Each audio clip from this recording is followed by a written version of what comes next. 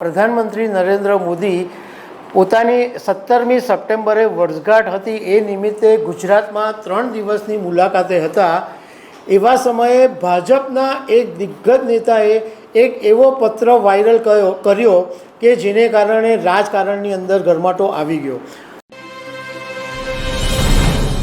નમસ્કાર દર્શક મિત્રો, ગુજરાતમાં છેલ્લા કેટલાક સમયથી એવું જોવા મળી રહ્યું છે કે આંતરિક જૂથવાદ સામે આવી રહ્યો છે અને તે પણ એવા સમયે કે તાજેતરમાં પ્રધાનમંત્રી નરેન્દ્ર મોદી પોતાની 17મી સપ્ટેમ્બરે વર્ષગાંઠ હતી એ નિમિત્તે ગુજરાતમાં 3 દિવસની મુલાકાતે હતા। એવા સમયે ભાજપના એક દિગ્ગજ નેતાએ એક એવો પત્ર વાયરલ કર્યો કે જેને કારણે રાજકારણની અંદર ગરમાટો આવી ગયો અને આ પત્ર કોઈ સરકારી અધિકારીઓ માટે કે કોઈ કામ માટે કે ગુજરાતના વિકાસ માટે એના માટે નહોતો, પરંતુ આ પત્ર હતો જૂનાગઢના ભાજપ પ્રમુખ માટે। એટલે આ આંતરિક જૂથવાદ છે એની ચરમસીમા કહી શકાય, કારણ કે પ્રધાનમંત્રી નરેન્દ્ર મોદીની હાજરીમાં આ પત્ર વાયરલ કરવો એ એક મોટી ઘટના માનવામાં આવી રહી છે। તો આના વિશે હું તમારી સાથે વાત કરીશ। મારું નામ રાજેશ શાહ છે અને તમે જોઈ રહ્યા છો ખબરછે.com। દર્શક મિત્રો, પ્રધાનમંત્રી નરેન્દ્ર મોદી તાજેતરમાં 15, 16 અને 17 3 દિવસ ગુજરાતની મુલાકાતે હતા।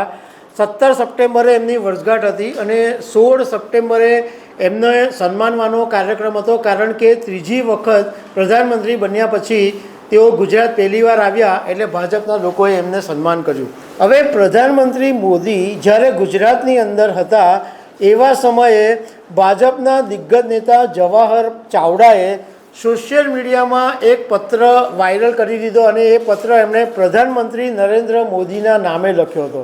પ્રધાનમંત્રી નરેન્દ્ર મોદીને સંબોધન કરીને એ પત્ર એમણે લખેલો હતો અને આ પત્રની અંદર કોઈ સરકારી અધિકારીની ફરિયાદ નહીં હતી કે કોઈ બીજા ગુજરાતના કામો વિશે કોઈ વાત નહોતી કરવામાં આવી, પરંતુ જૂનાગઢ ભાજપના એક પ્રમુખની સામે ફરિયાદ કરવામાં આવી હતી। તો જવાહર ચાવડાએ પત્રની અંદર એમ લખ્યું કે ભાજપમાં એક એવો નિયમ છે કે એક વ્યક્તિ, એક હોદ્દો અને 3 વર્ષનો કાર્યકાળ। આ જે નિયમ છે એ બધા કાર્યકરો અને હોદ્દેદારો પાળતા હોય છે, પરંતુ લાગે છે કે જૂનાગઢની અંદર આ નિયમ પાળવામાં આવતો નથી। જૂનાગઢ અપવાદરૂપ છે। એમણે જવાહર ચાવડાએ નામ સાથે લખ્યું કે જૂનાગઢ જિલ્લાના ભાજપ પ્રમુખ તરીકે કિરીટ પટેલ છેલ્લા 9 વર્ષથી આ હોદ્દો સંભાળે છે અને એની સાથે સાથે 3 હોદ્દા પર સવારી કરે છે। જવાહર ચાવડાએ એમ લખ્યું કે એક જિલ્લા પ્રમુખ, બીજા બેંકના પ્રમુખ તરીકે અને માર્કેટિંગ યાર્ડના પ્રમુખ તરીકે કિરીટ પટેલ સેવા આપે છે, પરંતુ એમની સામે કોઈ પગલાં લેવામાં આવતા નથી। હવે આ પહેલાં બી ગુજરાતની અંદર ગ્રુપિઝમ સામે આવેલું, જ્યારે ઇફકોની ચૂંટણીમાં જયેશ રાદડિયાએ ઝંપલાવેલું।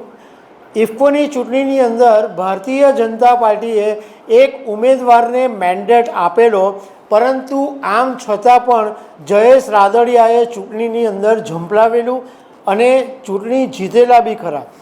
એટલે તે વખતે સૌરાષ્ટ્રના રાજકારણની અંદર ભારે ગરમાટો આવી ગયેલો, કારણ કે જયેશ રાદડિયા, દિલીપ સંઘાણીનું એક આખું ગ્રુપ બની ગયું હતું અને બીજી તરફ CR પાટીલની સામેનું ગ્રુપ હતું।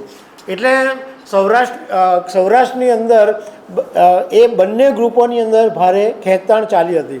હવે જવાહર ચાવડાએ આ જૂનાગઢનો ઇસ્યુ ઊભો કરીને ફરીથી એક વખત વિવાદ ઊભો કર્યો છે।